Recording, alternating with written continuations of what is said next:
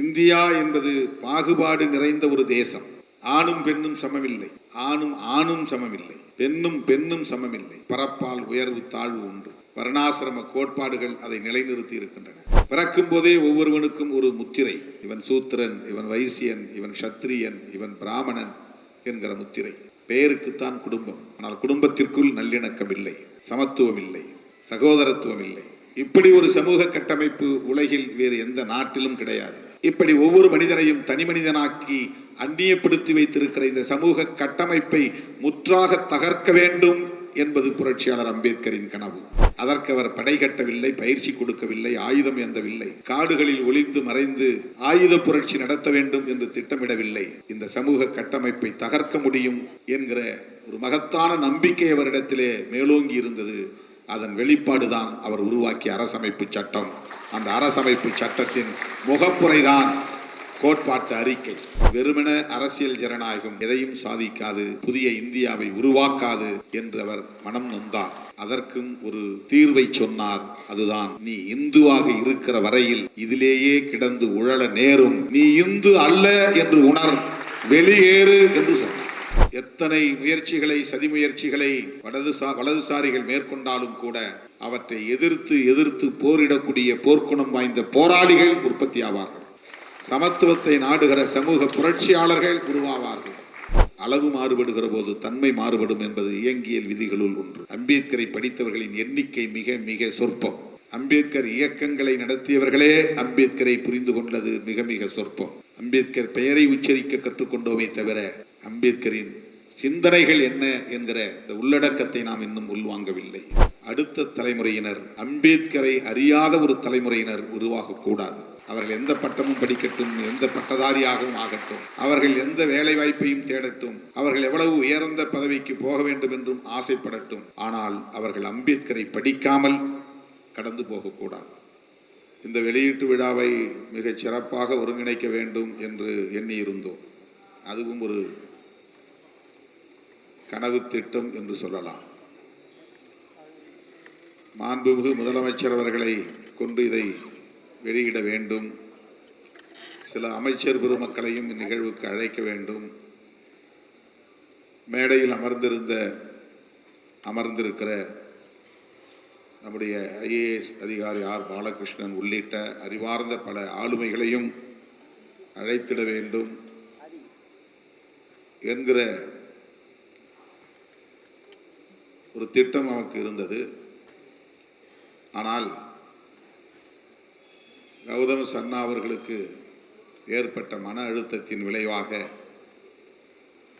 காலம் தாழ்த்துவது ஏற்புடையதல்ல, விரைந்து இதனை வெளியிட்டால்தான் எனக்குள்ள அழுத்தம் குறையும் என்று அவர் திடுமென எடுத்த முடிவின் அடிப்படையில் அவசர கோலத்தில் இந்நிகழ்வு ஒருங்கிணைக்க பெற்று இப்போது நடைபெற்று கொண்டிருக்கிறது. இல்லை என்றால் இது இன்னும் பெரிய அரங்கில், இன்னும் சிறப்பான முறையில் தேவையான அளவுக்கு விளம்பரம் செய்து முன்னணி பொறுப்பாளர்கள் அனைவரும் பங்கேற்கக்கூடிய வகையில் இது நடைபெற்றிருக்கும். முதல் காரணம் அவருடைய மன அழுத்தம். இங்கே பேசிய போது அதனை வெளியிட்டார். பணம் செலுத்தியவர்கள் இந்த புத்தகம் வெளிவராது என்ற சந்தேகத்தின் பெயரில் ஒரு சிலர் அவதூறுகளை பரப்ப முனைந்தது அவருக்கு தாங்க முடியாத ஒரு மன வலியை, அழுத்தத்தை கொடுத்திருக்கிறது. இரண்டாவது, அவருடைய உடல்நிலையில் ஏற்பட்டிருக்கிற ஒரு பின்னடைவு. நன்றாக இருக்கிறார், ஒன்றும் நாம் கவலைப்பட தேவையில்லை. ஆனாலும் இதற்காக அவர் எடுத்துக்கொண்ட கடின முயற்சி, மணிக்கணக்கிலே தொடர்ந்து கணினியின் முன்னால் உட்கார்ந்து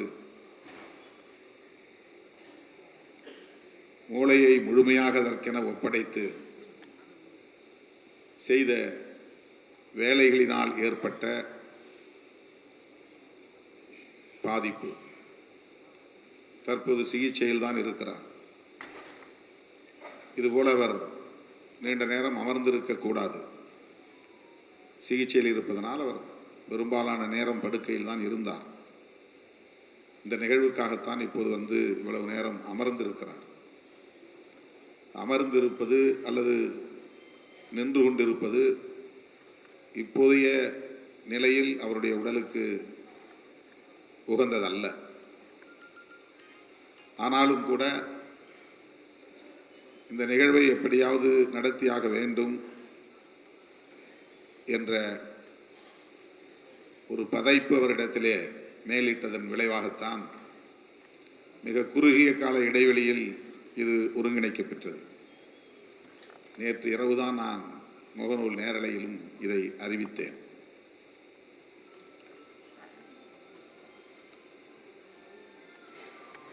இந்த திட்டத்திற்காக நாம் அறிவிப்பு செய்தவுடன்,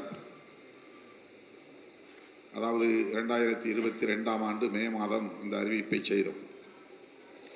உடனடியாக ஆர்வம் கொண்டு தோழர்கள் 12,000 செலுத்தியவர்கள் 450 பேர்.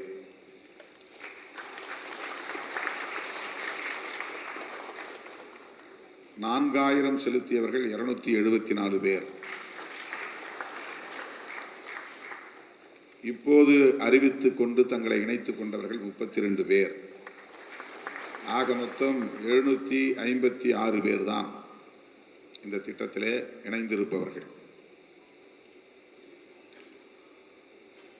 இவர்கள் செலுத்திய தொகை இந்த புத்தகத்தை, அதாவது 5 தொகுதிகளையும் அச்சிட்டு வெளியே கொண்டு வருவதற்கு போதுமான தொகை அல்ல. 2-3 மாதங்களுக்கு முன்பு இன்னும் ஒரு 10 லட்சம் தேவைப்படுகிறது,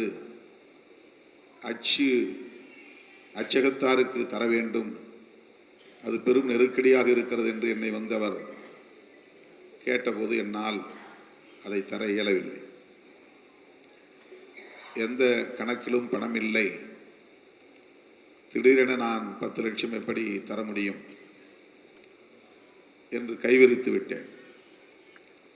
ஒரு முறைக்கு பல முறை என்னை வந்து பார்த்து மறுபடியும் ஏதாவது ஏற்பாடு செய்யுங்கள் என்றார். என்னால் அது இயலவில்லை. இது முக்கியமான பணி, செய்துதான் தீர வேண்டும். ஆனாலும் முடியவில்லை. பிறகு அவர் கேட்பதையே நிறுத்திவிட்டார். என்னை தொந்தரவு செய்யவில்லை. இன்னும் அப்படியே அந்த பாக்கி இருக்கிறது. ஆனால் இடையிலே 1-2 பேர் என் காதுபட இதை பற்றி சொன்னது வந்தது. என்ன ஆனது, எத்தனை லட்சங்கள் வசூலானது, புத்தகங்கள் இன்னும் ஏன் வரவில்லை? ஆனால் அவருக்கு நேரடியாகவே பலர் தொடர்பு கொண்டு அவரிடத்திலே பேசியிருக்கிறார்கள். அதனால் அவருக்கு கடுமையான மன அழுத்தம் ஏற்பட்டிருக்கிறது, மன உளைச்சல் ஏற்பட்டிருக்கிறது. அவற்றையும் இந்த இடத்திலே அவர் வெளிப்படையாக மனம் திறந்து சொல்லவில்லை. இப்படி ஒரு அவதூறு போய் கொண்டிருக்கிறது என்கிற அளவில் மட்டும் சொல்லி முடித்து கொண்டார். அதையெல்லாம் பொருட்படுத்த வேண்டாம், கடந்து செல்லுங்கள் என்று மட்டும் நான் மேலோட்டமாக சொல்லிவிட்டு நகர்ந்து விட்டேன்.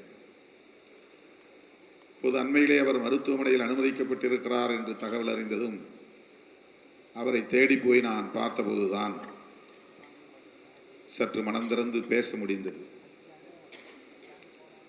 இந்த நெருக்கடிகளை என்னிடத்திலே அவருடைய துணைவியார் தோழர் சுபாஷினி இருவரும் மனம் விட்டு பேசினார்கள்.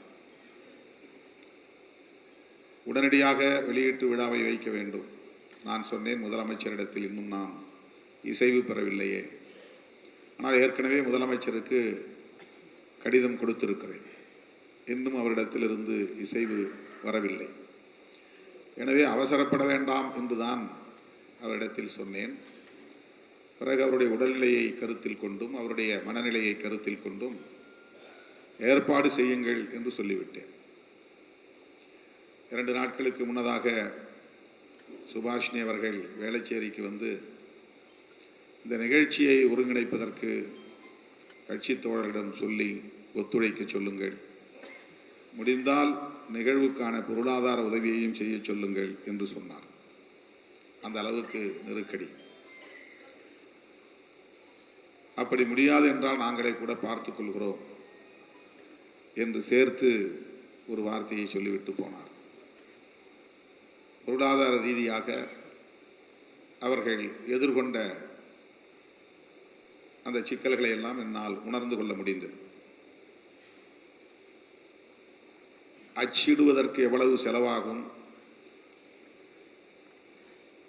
என்பது குறித்து அவர் இங்கே விவரித்து சொன்னார். தமிழ் நூல் ஒன்று அச்சிட்டு வெளியே வருமானால் ஒரு பக்கத்திற்கு ₹1 என்று பதிப்பகத்தார் மதிப்பீடு செய்து விலையை நிர்ணயிக்கிறார்கள். ஆங்கில புத்தகமாக இருந்தால் ஒரு பக்கத்திற்கு ₹2 என்று மதிப்பீடு செய்து விலையை நிர்ணயிக்கிறார்கள். அவர்களுக்கே 20% தான் எஞ்சும், அதிலும் 10% அவர்களுக்கான இதர பணிகளுக்கு எடுத்துக்கொள்ள நேரும். 10% தான் ஒரு பதிப்பகத்தாருக்கு ஒரு புத்தகம் விற்பனையானால் பயன் கிட்டும், லாபம் கிட்டும். ஆனால் இந்த புத்தகங்களை நாம் அப்படி லாபம் பெறும் வகையில் விலையை நிர்ணயிக்கவில்லை. தொடக்கத்திலேயே அம்பேத்கருடைய சிந்தனைகளை மக்களிடத்திலே கொண்டு போய் சேர்க்கிற பணியை நாம் செய்கிற போது அதில் எந்த வியாபார நோக்கமும் நமக்கு தேவையில்லை. அடக்க செலவு என்னவோ அந்த செலவை மட்டும் தோழரிடத்திலே நாம் கேட்டு பெற்றால் போதும் என்று சொன்னதும் அவர் எடுத்த எடுப்பிலேயே இந்த 50 தொகுதிகளுக்கும் 12,000 செலுத்தினால் போதும், அடக்க செலவு அவ்வளவுதான். அப்படித்தான் இதை நிர்ணயித்தோம். இப்போது 23,600 பக்கங்களை அவர் 50 தொகுதிகளாக பதிப்பிட்டிருக்கிறார். ஒரு பக்கத்திற்கு ₹1 என்றால் 23,000, தோராயமாக 24,000. ஆக ₹24,000 இந்த 50 தொகுதிகளுக்கும் தர வேண்டும். சரியாக பார்த்தார், அச்சகத்தாரின் கணக்குப்படி பார்த்தார், வழக்கமாக நடைமுறையில் இருக்கிற நிலவரத்தை கொண்டு பார்த்தார், ஒரு பக்கத்திற்கு ₹1 என்றால் ₹24,000 இதற்கு செலுத்த வேண்டும்.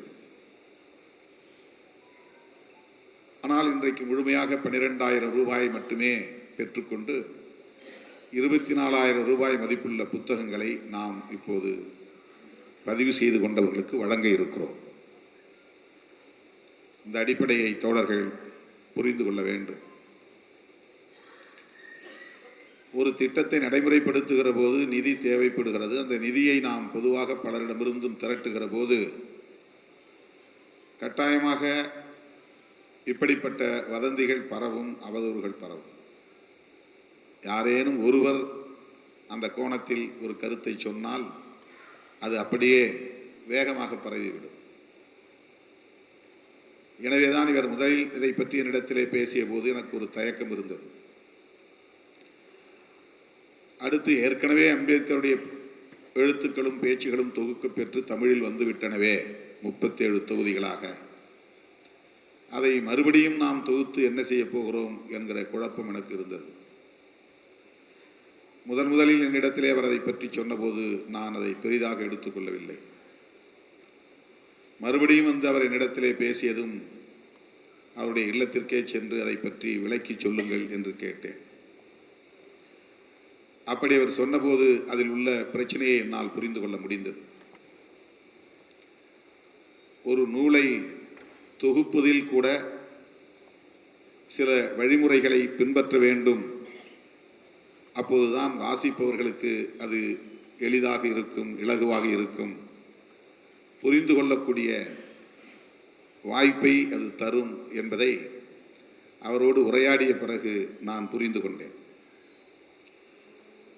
ஏற்கனவே வெளிவந்த நூல்களை தொகுத்திருக்கிறார் அவ்வளவுதானே என்று மேலோட்டமாக நாம் சிந்திக்கக்கூடும். ஆனால் அப்படி இல்லை. கால வரிசைப்படி அதை தொகுக்க வேண்டும். அவருடைய சிந்தனைகள் எப்படி, என்ன பொருளின் கீழ் இதுவரையில் தொகுக்கப்பட்டிருக்கின்றன என்பதை பார்த்து, சாதியம் என்றால் அவை அனைத்தும் ஒரே தலைப்பின் கீழ் தொகுக்கப்பெற வேண்டும். பொதுவான ஒரு தலைப்பை இட்டு புத்தகம் வெளிவரும். ஆனால் அதில் கலந்து பல தலைப்புகளில் அவருடைய எழுத்துக்கள் பதிவாகியிருக்கும். பொருளாதாரம் தொடர்பான கட்டுரைகள் இருக்கும், சாதியம் தொடர்பான கட்டுரைகளும் இருக்கலாம், வெவ்வேறு காலகட்டத்தில் பேசியவை தொகுக்கப்பட்டிருக்கலாம். இதை எவ்வாறு தொகுத்தார்கள் என்பது குறித்து நூலிலும் பதிவு செய்திருக்கிறார், என்னிடத்திலும் பகிர்ந்து கொண்டார். மராட்டிய மாநில அரசு முதலில் எவ்வாறு அதை தொகுக்க முனைந்தது, பிறகு அது எப்படி தொய்வடைந்தது, விபி சிங் அவர்களும் ராம்விலாஸ் பாஸ்வான் அவர்களும் மேற்கொண்ட முயற்சி, அம்பேத்கர் ஃபவுண்டேஷன் என்கிற ஒரு அமைப்பை நிறுவி மறுபடியும் அவர்கள் அவற்றை தொகுக்க எடுத்துக்கொண்ட முயற்சி, அந்த பணிகளில் ஏற்பட்ட தொய்வு, இதனால் ஒரு முறைப்படுத்தப்பட்ட தொகுப்புகளாக அவை இல்லை. எனவே படிக்கிறவர்களுக்கும் அதிலே ஒரு குழப்பம் அல்லது தேக்கம் உருவாகலாம்.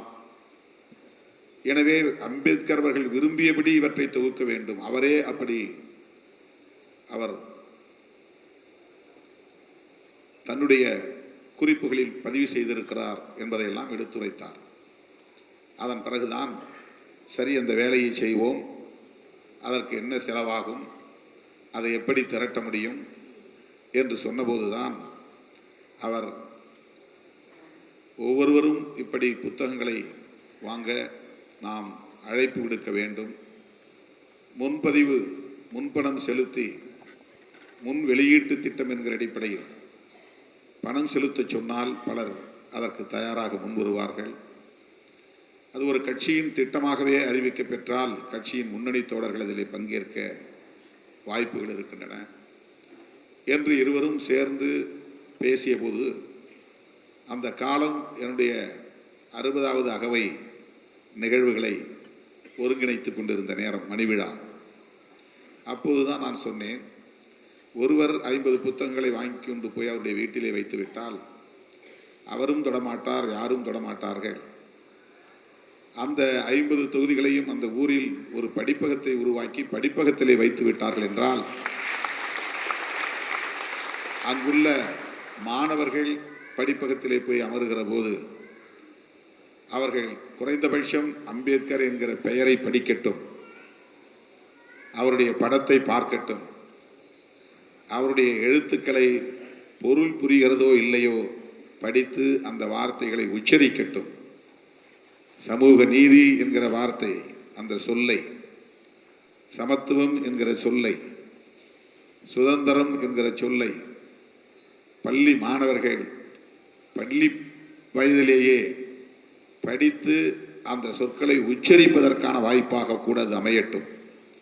அவர்கள் பள்ளி பருவத்தை தாண்டி கல்லூரி பருவத்திற்கு வருகிற போது மீண்டும் அப்புத்தகங்களை அவர்கள் தேடி போகிற ஒரு சூழல் கனியும். அதை படிக்க வேண்டும் என்கிற ஆர்வம் அவர்களுக்கு எழும். எனவே அம்பேத்கர் சிந்தனைகள் மட்டுமின்றி தந்தை பெரியாரின் சிந்தனைகள் அடங்கிய நூல்களையும், மாமேதை காரல் மார்க்ஸ் சிந்தனைகள் அடங்கிய நூல்களையும் ஒவ்வொரு கிராமத்திலும் படிப்பகத்திலே கொண்டு போய் சேர்க்க வேண்டும். அது நம்முடைய கடமையாக அமைய வேண்டும். அது என்னுடைய கனவு திட்டமாகவும் இருக்கிறது என்று சொன்னேன். 1990களின் தொடக்கத்தில் மதுரையிலே நான் நம்முடைய தோழர்களிடத்திலே சொன்னது நினைவுக்கு வந்து அவரிடத்திலே சுட்டி காட்டினேன். அம்பேத்கர் படிப்பகம் என்கிற ஒரு சிந்தனை, ஒரு கான்செப்ட்.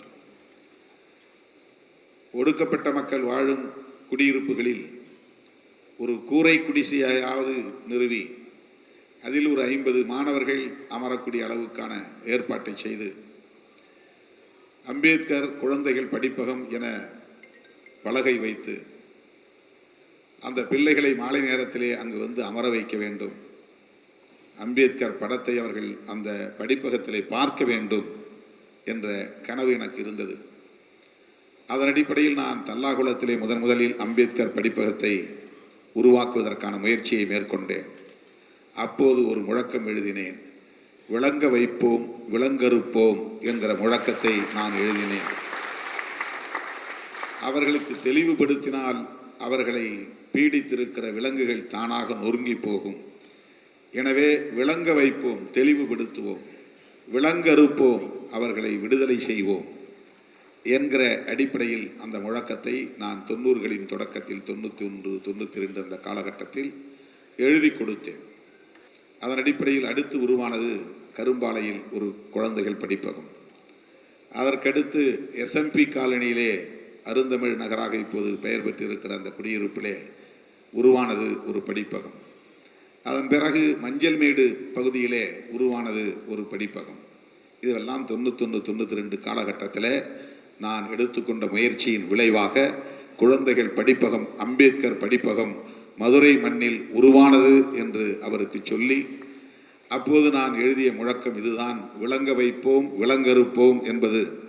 இதையே நாம் ஒரு முழக்கமாக ஒரு லோகோவில், ஒரு இலட்சணையில் பதிவு செய்திருக்கிறோம், அதையே பயன்படுத்தலாம் என்றெல்லாம் சொல்லி, இந்த 50 தொகுதிகள் அடங்கிய புத்தகத்தை வாங்கக்கூடியவர்கள் அவர்களுக்கு மட்டும் என்று இல்லாமல் அவர்கள் கிராமத்திலேயே ஒரு படிப்பகத்தை கட்டக்கூடிய அளவுக்கு அவர்களுக்கு நாம் வழிகாட்ட வேண்டும்.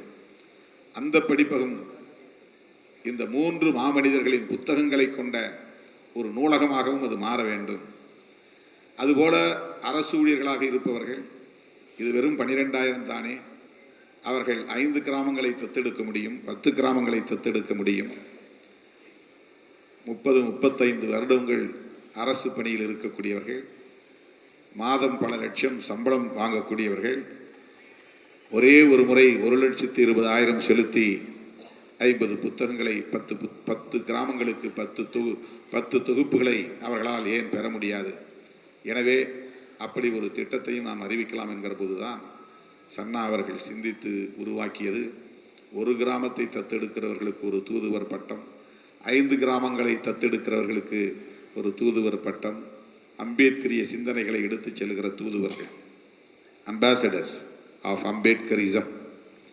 அந்த தூதுவர்களாக அவர்களை அடையாளப்படுத்துவது, 10 கிராமங்களில் இந்த புத்தகங்களை கொண்டு போய் ஒப்படைக்கிறவர்கள், படிப்பகத்தை அந்த கிராமத்தில் இருப்பவர்கள் உருவாக்க வேண்டும். அந்த கிராமத்திற்கு 50 புத்தகங்களை கொடுக்க வேண்டிய பொறுப்பு. ஆக 10 கிராமங்களுக்கான புத்தகங்கள் கிட்டத்தட்ட மொத்தம் 500 புத்தகங்கள். 10 × 12 என்றால் 1,20,000. இப்படி இந்த திட்டங்களை எல்லாம் அறிவித்து நாம் இதை தொடங்கினோம். ஆயிரக்கணக்கிலே வந்து சேருவார்கள் என்றுதான் நான் எதிர்பார்த்தேன். 6,000 கிராமங்கள் என்று நான் சொன்னதற்கு காரணம், தமிழ்நாட்டிலே 12,800 ஊராட்சிகள் இருக்கின்றன. அவ்வளவு ஊராட்சிகளிலும் நம்மால் அதை சாதிக்க முடியாவிட்டாலும் 50% கிராமங்களிலாவது ஒரு 6,000 கிராமங்களில் படிப்பகங்களை நாம் நிறுவி, எந்த ஊருக்கு போனாலும் அம்பேத்கர் படிப்பகம் அது எப்படி இருக்க வேண்டும், எத்தனை சதுர அடியில் இருக்க வேண்டும், புத்தகங்கள் எங்கே வைக்க வேண்டும், படிப்பதற்கான மேஜைகள் எங்கே போட வேண்டும் என்பதை கூட ஒரு வீடியோ தயாரித்து அதையும் நாம் பகிர்ந்து கொண்டோம். அதை எத்தனை பேர் பார்த்தார்கள் என்று எனக்கு தெரியவில்லை. அம்பேத்கர் படிப்பகத்திற்கான ஒரு மாதிரியை வடிவமைத்து அதை ஒரு வீடியோவாக, விஷுவல் ஒரு வீடியோ கிளிப்பிங் தயாரித்து நாம் அனுப்பினோம். ஆகவேதான் இதை கௌதம சன்னா அவர்கள் மணிவிழா கனவு திட்டம் என்றே அறிவித்தார். என்னுடைய மணிவிழா கொண்டாடிய போது நான் இதை முன்மொழிந்த காரணத்தினால் இதை மணிவிழா கனவு திட்டம் என்று அறிவித்தார். 2022 அறிவிக்க பெற்று இன்றைக்கு 26 தான் இந்த புத்தகங்களையே நாம் கொண்டு வந்திருக்கிறோம். ஆனால் சில மாதங்களுக்கு முன்பு இங்கே சன்னா அவர்கள் சொன்னதைப் போல லண்டனிலே நடைபெற்ற நிகழ்ச்சி ஒன்றில், அதுவும் மணிவிழா நிகழ்ச்சி தான், லண்டன் வாழ் தமிழர்கள், தமிழ்நாட்டை சார்ந்தவர்கள், அங்கே குடியிருக்கக்கூடியவர்கள் ஒன்று சேர்ந்து நடத்திய ஒரு விழா. அந்த மணிவிழாவில் இந்த 50 நூல்களையும் அங்கே வெளியிட்டோம். அது ஒரு வெளியீடு மாதிரி தான் நடந்தது. ஆனால் அதை அறிமுகம் என்று அறிவிப்பு செய்தோம். ஏனென்றால் முதல்வரை வைத்து பிரமாண்டமாக இதை வெளியிட வேண்டும் என்பது நம்முடைய நோக்கமாக இருந்தது. அதற்கு ஒரு முக்கியத்துவம் தர வேண்டும் என்பதாக நாம் எண்ணியிருந்தோம். எனவே லண்டனில் இது ஒரு எளிய நிகழ்வாக நடைபெற்றது. தோழர்களே, இது எப்படி இந்த திட்டம் உருவானது என்பது குறித்த ஒரு சிறிய விளக்கம் இது. அம்பேத்கரியம் வழிகாட்டி என்கிற ஒரு நூல் சன்னா அவர்கள் இந்த 50 நூல்களுக்கும் எழுதிய முன்னுரை தொகுக்க பெற்றுள்ளது. அந்த முன்னுரைக்கு ஒரு முன்னுரை எழுதியிருக்கிறார். அந்த முன்னுரைகளுக்கெல்லாம் ஒரு முன்னுரை. அந்த முன்னுரையைத்தான் நான் முழுமையாக இங்கே அமர்ந்து படித்தேன். தலைவர்கள் பேசுவதை கேட்டுக்கொண்டே அவர் எழுதிய அந்த அம்பேத்கரியம் வழிகாட்டி என்கிற நூலின் முன்னுரையை படித்தேன். கிட்டத்தட்ட ஒரு சிறிய தன்வரலாறாக அதை பதிவு செய்திருக்கிறார். அவருடைய பெற்றோர், அவருடைய பாட்டன் பாட்டி, அவர்கள் தொடக்கத்திலே எந்த மதத்தை சார்ந்தவர்களாக இருந்தார்கள், தான் எப்படி படிப்படியாக ஆன்மீக தளத்திலும் அரசியல் தளத்திலும் ஈடுபாடு கொண்டது என்பது பற்றி அவர் விரிவாகவே எழுதியிருக்கிறார். அவருடைய தன்வரலாறாக அதை பதிவு செய்திருக்கிறார். தொடக்கத்திலே அவர் ஒரு கிறித்தவ குடும்பத்திலே பிறந்தவர். அவர் தேவாலயங்களுக்கு செல்லுவதை கடமையாக கொண்டிருந்தார். பிறகு அதிலே ஏதோ ஒரு சலிப்பு ஏற்பட்டு இந்து கோவில்களுக்கு செல்லக்கூடியவராக மாறியிருக்கிறார். அதிலும் சில ஆண்டுகளுக்கு பின்னர் சலிப்பு ஏற்பட்டு அவர் எழும்பூரிலே உள்ள புத்த விகாரில் தோழர் அன்பன் மூலமாக போய் தன்னை பௌத்தராக மாற்றிக்கொண்டார். அதற்கு அவர் முதலில் படித்த புத்தரும் அவரது தம்மமும் என்கிற நூல்தான் காரணம் என்பதை பதிவு செய்திருக்கிறார். எனக்குள் இருந்த வெற்றிடத்தை அந்த நூல் நிரப்பியதாக நான் உணர்ந்தேன். எனக்கு கடவுள் நம்பிக்கை என்பதை விட ஏதோ ஒரு வெற்றிடம் ஆன்மீகம் தொடர்பாக இருந்தது. நிறைய கேள்விகள் இருந்தன. புத்தரும் அவரது தம்மமும் என்கிற நூலை படித்ததும் நான் தேடிய விடை அதில் இருந்ததாக உணர்ந்தேன். எனவே அடுத்த நாளே நான் புத்த விகாருக்கு போய் என்னை ஒரு பௌத்தராக பதிவு செய்து கொண்டேன். அதுதான் என்னுடைய பெயர். கௌதம சன்னா என்பது பௌத்த பெயர். அவருடைய இயற்பெயர் என்ன என்பதை அவர் பதிவு செய்யவில்லை. மைக்கேல் என்று நான் கேள்விப்பட்டேன். தொடக்கத்திலே அவருடைய பெற்றோர் இட்ட பெயர். இப்படி ஆன்மீக தளத்திலே இருந்தவர் பிறகு நாத்திக சிந்தனைகளுக்கு உரியவராக மாறி, பௌத்தம் என்றாலே கடவுள் மறுப்பு கோட்பாட்டை கொண்டதுதான். பௌத்தம் கடவுள் நம்பிக்கையுடைய ஒரு கோட்பாடு அல்ல. பிறகு இடதுசாரிகளிலும் மார்க்சிய லெனினியவாதிகளோடு நெருக்கம் ஏற்பட்டு பிறகு அம்பேத்கர், பெரியார், மார்க்ஸ் நூல்களை எல்லாம் தேடி படித்து ஒரு வழியாக கடைசியில் சிறுத்தைகளாய் தன்னை அடையாளப்படுத்தி கொண்டார். விடுதலை சிறுத்தைகள் இயக்கத்திலே தன்னை இணைத்து கொண்டார். அவர் இணைந்த பிறகு எடுத்த முதல் சவால் உறுப்பினர் சேர்க்கை. அதில் அவர் காட்டிய தீவிரம், அவர் ஆற்றிய பணி, அதற்காக அவர் மேற்கொண்ட முயற்சி என்றென்றும் நம்மால் மறக்க இயலாது. அதற்காக அவரை இன்றைக்கும் நான் பாராட்ட கடமைப்பட்டிருக்கிறேன். அந்த பணிகளை தொடர்ந்து எல்லா கிராமங்களுக்கும் சென்று நாம் தீவிரப்படுத்தி உறுப்பினர் அட்டையை வழங்கியிருந்தால் அடுத்த கட்டம் போயிருக்கும். கிட்டத்தட்ட 45 லட்சம் பேர் உறுப்பினர்களாக தங்களை இணைத்து கொண்டதாக அன்றைக்கு நமக்கு படிவங்கள் கட்டுக்கட்டாக வந்து சேர்ந்தன, இவர் காட்டிய வழிகாட்டுதலின் அடிப்படையில். ஆனால் அந்த படிவங்களின் அடிப்படையிலே யாருக்கும் நம்மால் அப்போது உறுப்பினர் அட்டைகளை வழங்க இயலாமற் போய்விட்டது. அதன் பிறகு அவருடைய ஆற்றலை புரிந்து கொள்வதற்கு ஒரு அரிய வாய்ப்பு பண்டிதர் அயோத்திதாசருடைய 100ஆண்டு விழா என்று கருதுகிறேன். அவருடைய தமிழன் இதழுக்கான 100ஆண்டு விழா. அந்த நிகழ்வை ஒட்டி ஒரு மலர் தயாரிக்க வேண்டும் என்று நான் விரும்பினேன். ஒரு நாள் அழைத்து சொன்னேன். இதை இனிமேல் நான் யாரிடத்தில் ஒப்படைக்க முடியும், உங்களால் செய்ய முடியுமா என்று கேட்டேன்.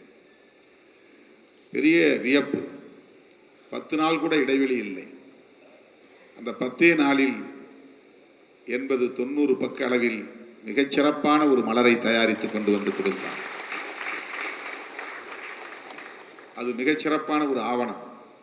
அயோத்திதாச பண்டிதரை பற்றிய அடிப்படையை புரிந்து கொள்ள விரும்பக்கூடியவர்கள் அந்த மலரை படித்தால் போதும்.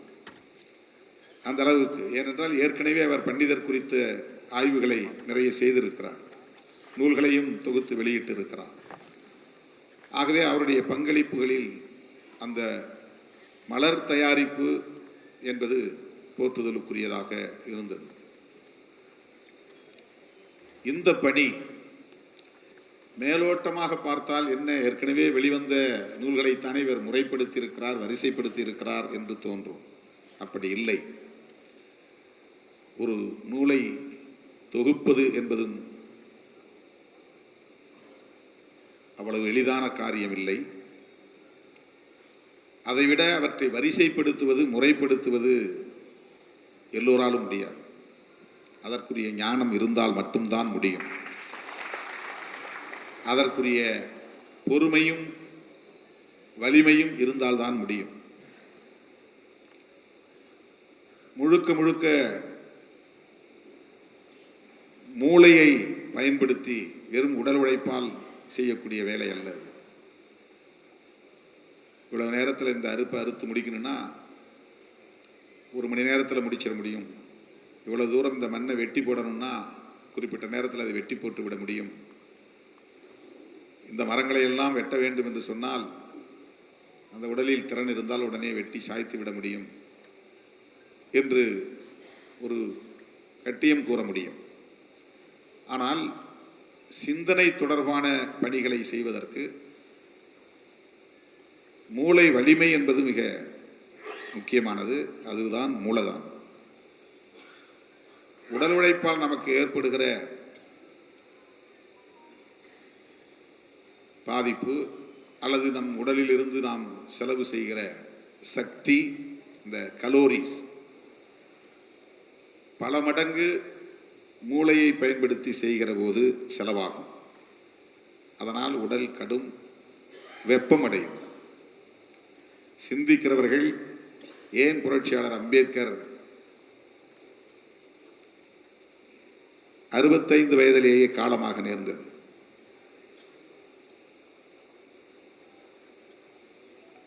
மிக கடினமாக அவர் மூளையை பயன்படுத்தினார் என்பதுதான். அதற்காக நிறைய படிக்க நேர்ந்தது. படித்தார். படித்ததோடு வெறும் படிப்பாளியாக அவர் நின்று விடவில்லை. ஆழ சிந்தித்தார். ஒரு சிந்தனையாளராக பரிணமித்தார். ஒரு சிந்தனையாளராக இருந்து தன்னை ஒரு இன்டலெக்சுவல் என்று காட்டிக்கொண்டு மேடை பேச்சுகளோடு நின்று விடவில்லை. காலத்தால் அழியாத செல்வங்களாக இந்த சிந்தனைகளை எழுத்துப்பூர்வமாக்கினார். அவ்வளவையும் எழுதினார். அதை போல அந்த எழுத்துக்களை எல்லாம் முறைப்படுத்துவது, கால வரிசைப்படுத்துவது, பொருளுக்கு ஏற்ப, தலைப்புக்கு ஏற்ப அவற்றையெல்லாம் மாற்றி மாற்றி தொகுப்பது, ஒரு இடத்திலே தொகுத்ததை இன்னொரு இடத்திலே மேல் பதிப்பாகாமல் பார்த்து கொள்வது, இது மிக கடினமான ஒரு வேலை. ஆகவே அப்படிப்பட்ட அளப்பரிய பணியை அவர் மேற்கொண்டது அவருடைய ஆற்றல் எத்தகையது என்பதை நமக்கு உறுதிப்படுத்துகிறது.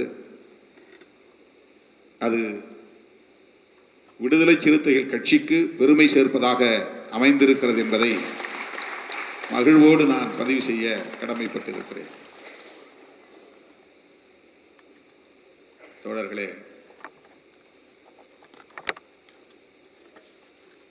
மார்க்சியம் அது ஒரு அறிவியல் என்று இடதுசாரி இயக்கங்கள் மக்களிடையே கொண்டு செல்வதை நாம் பார்க்கிறோம், பரப்புவதை பார்க்கிறோம். அதைப்போல காந்தியடிகளின் சிந்தனைகளை காந்தியம் என்று பெயரிட்டு அவருடைய அகிம்சை கோட்பாடு, அவருடைய கிராமப்புற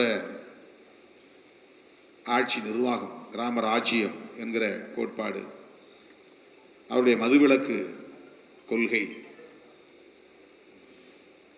இப்படி பல சிந்தனைகளை காந்தியமாக தொகுத்து அதை மக்களிடத்திலே கொண்டு போய் சேர்க்கிற ஒரு மிஷன், ஒரு வெகுமக்கள் இயக்கம், தொடர் இயக்கம் இந்த மண்ணில் நிகழ்ந்தது, நிகழ்ந்து கொண்டே இருக்கிறது.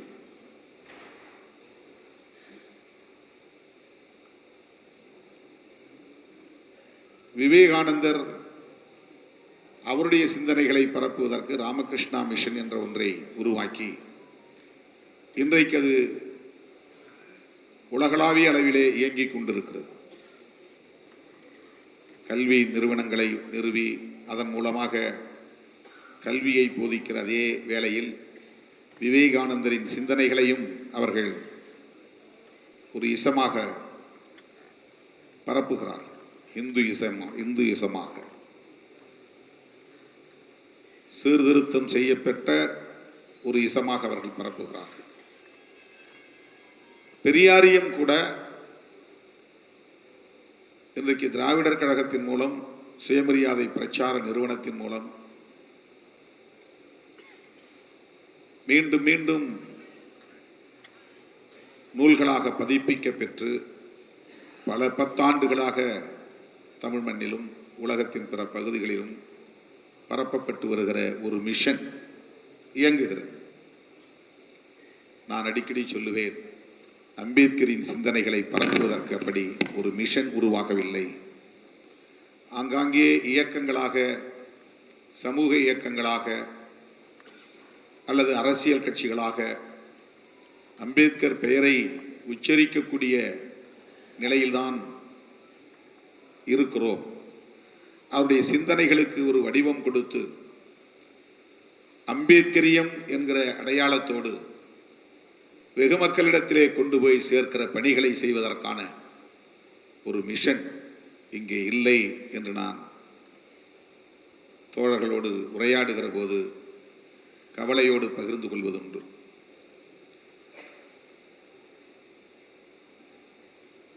மார்க்சியத்தை இன்றைக்கு உலக நாடுகள் முழுவதும்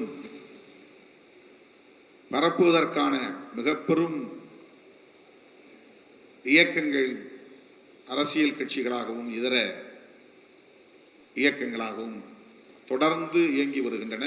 உலகத்தின் பல மொழிகளில் அவருடைய சிந்தனைகள் மொழிபெயர்க்கப்பட்டிருக்கின்றன.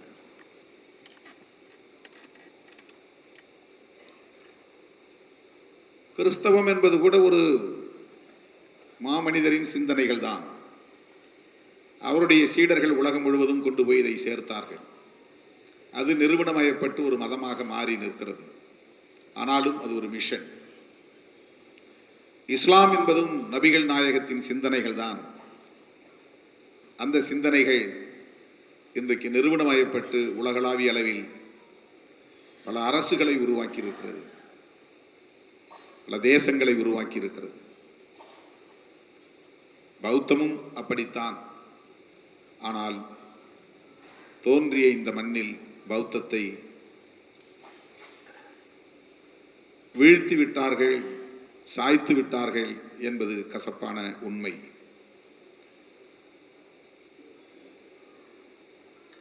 அது ஆன்மீகத்தை பேசவில்லை என்பது முதன்மையான காரணம். ஆதி காலத்தில் அதை நாத்திக மதம் என்றே அழைத்தார்கள். அந்த பௌத்தத்தை இன்றைக்கு நிறுவனமயப்படுத்தி உலகளாவிய அளவிலே வெகுவாக கொண்டு போய் சேர்த்திருக்கிறார்கள் என்பதிலே யாருக்கு மாற்று கருத்தில்லை. ஆனால் இந்திய மண்ணிலே அது மிகப்பெரிய அளவில் சிதைக்கப்பட்டிருக்கிறது.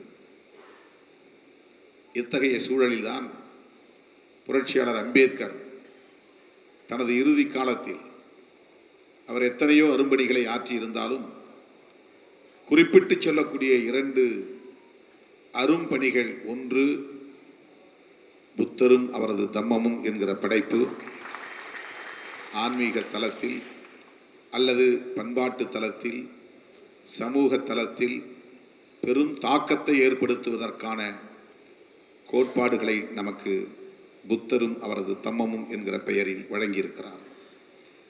அதற்கு அவர் சூட்டிய பெயர் நவாயானா என்பதாகும்.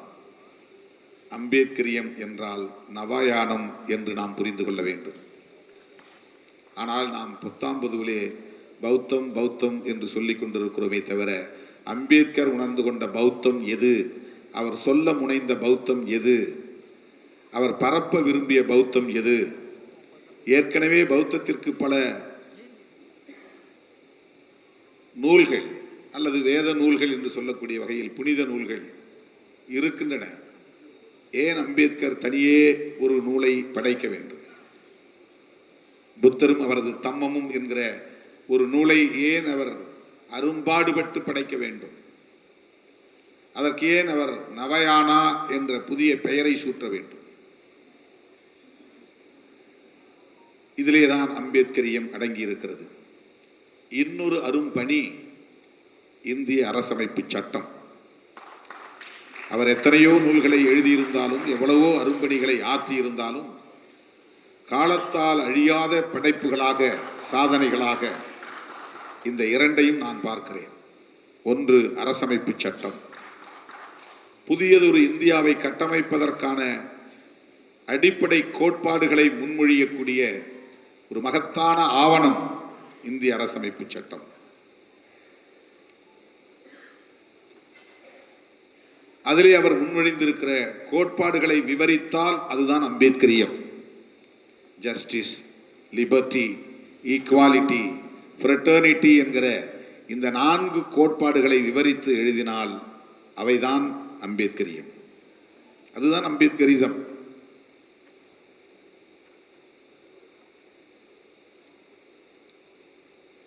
புதிதாக நாம் கட்டமைக்கப் போகிற இந்தியா என்று அவர் ஏன் அதை குறிக்க வேண்டும்? ஏற்கனவே ஒரு இந்தியா இருக்கிற போது, ஏற்கனவே இருக்கிற இந்தியாவில் சகோதரத்துவம் இல்லை, ஏற்கனவே இருக்கிற இந்தியாவில் சமத்துவம் இல்லை, ஏற்கனவே இருக்கிற இந்தியாவில் சுதந்திரம் இல்லை, ஏற்கனவே இருக்கிற இந்தியாவில் நீதி இல்லை.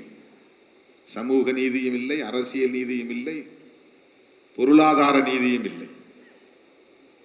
பாகுபாடுகள் நிறைந்த ஒரு தேசமாக இது கட்டமைக்கப்பட்டிருக்கிறது.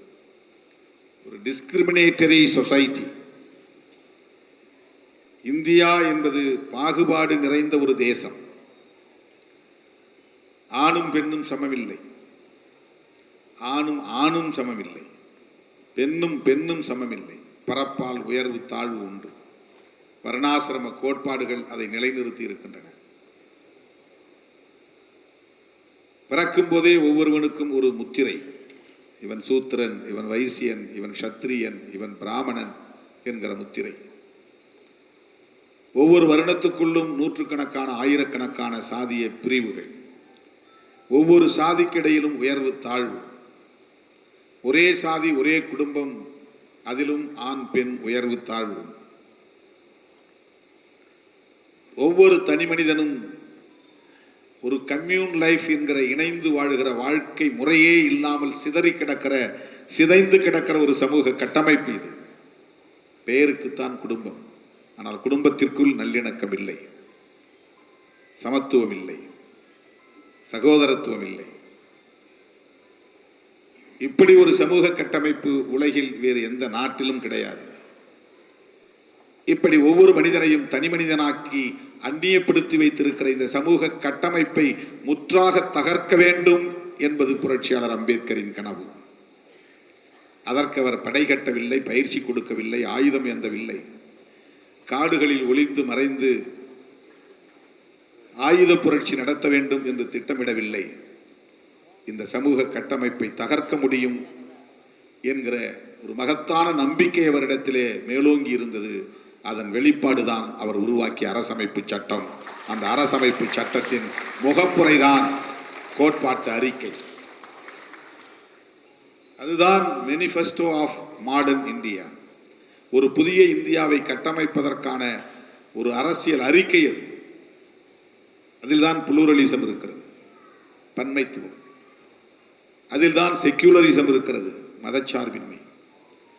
அதில்தான் ஃபெடரலிசம் இருக்கிறது, கூட்டாட்சி தத்துவம்.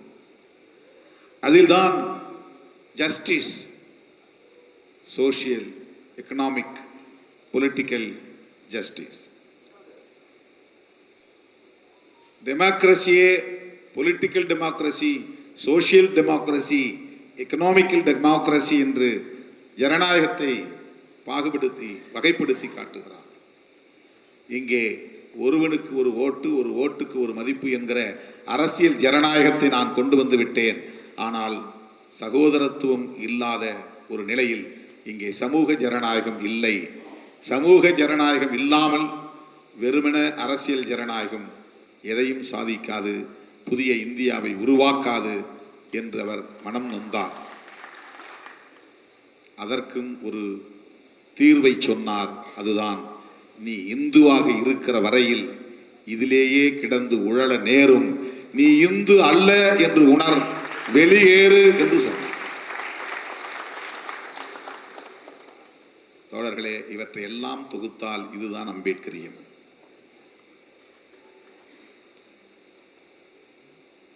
இந்த அடிப்படையில் உருவாக வேண்டிய ஒரு புதிய இந்தியா என்ன இந்தியாவாக இருக்கும் என்றால் சமத்துவ இந்தியாவாக இருக்கும். அவருடைய மொழியில் சொன்னால் பிரபுத்த இந்தியா, பௌத்த இந்தியா. அம்பேத்கர் கண்ட கனவு அது ரிலீஜியஸ் பேஸ்ட் கண்ட்ரி அல்ல.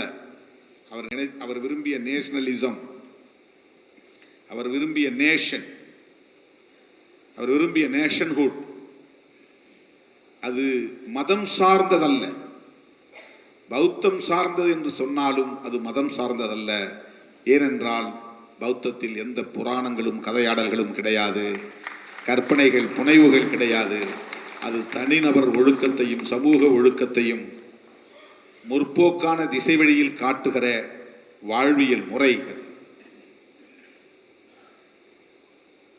அது சகோதரத்துவத்தை அடிப்படையாக கொண்டது, சமத்துவத்தை அடிப்படையாக கொண்டது.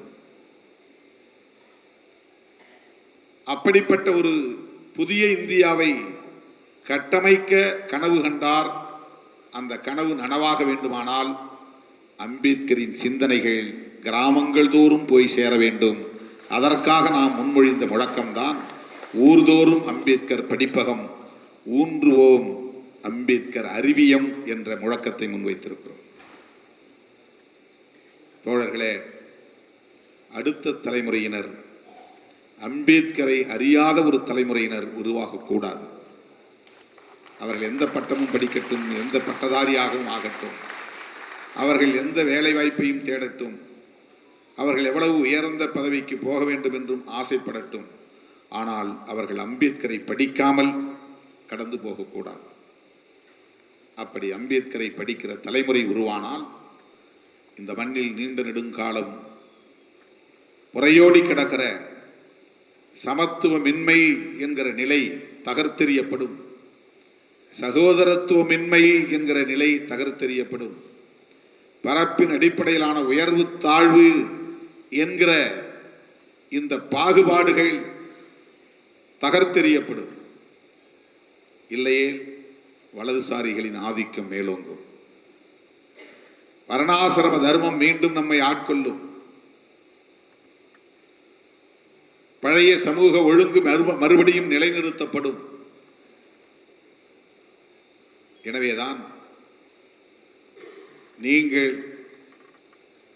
அம்பேத்கருக்கு நன்றி செலுத்த விரும்பினால் உங்கள் பிறந்த ஊரில் ஒரு அம்பேத்கர் படிப்பகத்தை உருவாக்குங்கள்.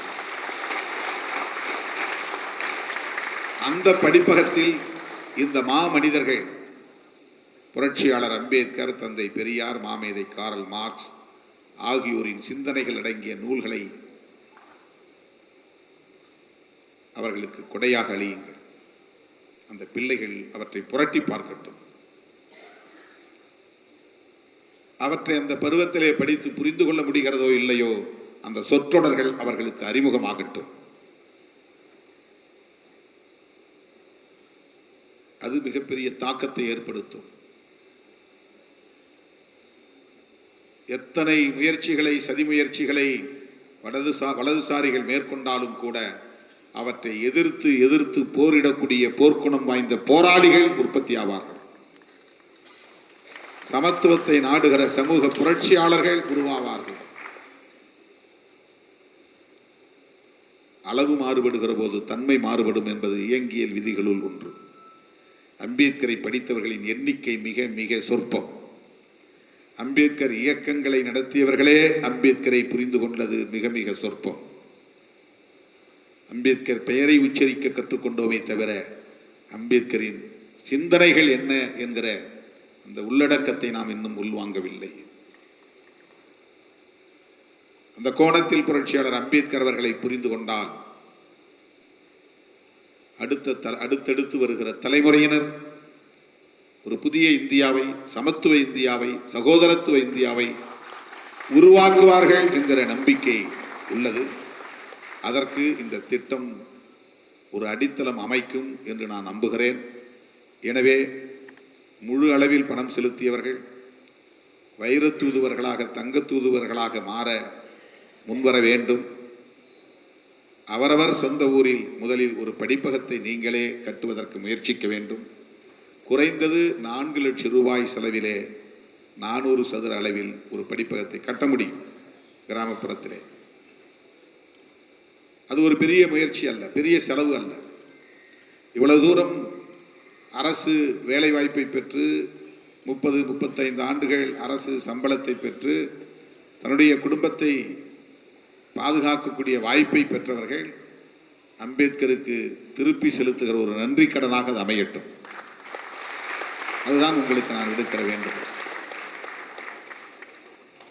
அந்த கனவு திட்டத்தை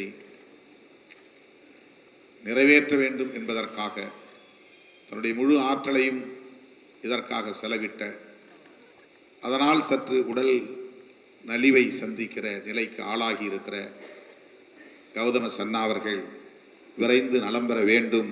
அவர் இன்னும் ஆற்ற வேண்டிய பணிகள் ஏராளம் ஏராளம் உள்ளன என்பதை சொல்லி அவருக்கு என்னுடைய நெஞ்சார்ந்த பாராட்டுகளையும் வாழ்த்துக்களையும் கூறி நம்முடைய அழைப்பை ஏற்று இந்த நிகழ்விலே பங்கேற்ற நம்முடைய முன்னாள் IAS அதிகாரி திரு பாலகிருஷ்ணன் அவர்கள் உள்ளிட்ட சிறப்பு விருந்தினர்கள் அனைவருக்கும் நெஞ்சார்ந்த நன்றியை கூறி முடிக்கிறேன். நன்றி, வணக்கம்.